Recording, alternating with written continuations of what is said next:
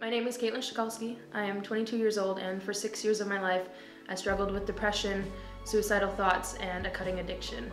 And I remember it started when I was about 13 years old, and there was a suicide attempt, and people that I had really trusted in my life had actually come around and hurt me. And I remember cutting myself thinking, you know, this has got to be how I can make myself feel beautiful and worthy of something. And I remember just going to bed each night on a wet pillow from all the tears that I had cried.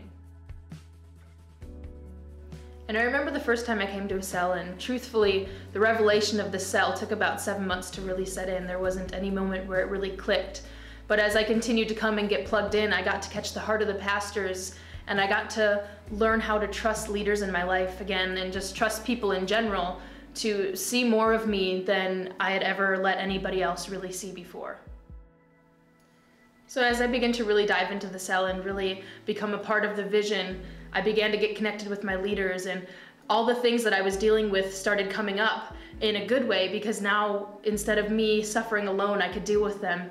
And throughout this process of really opening my heart to people and showing them the things that I couldn't, all of a sudden now I was experiencing my purpose and the call on my life, and now all of a sudden the two were working together. And it wasn't that my passions were here and my call was here, all of a sudden they were one. And I can say now that I'm a ministry student pursuing the call of God on my life, and I'm so happy. And I remember the first time looking in the mirror and being happy with who I am, and here I am.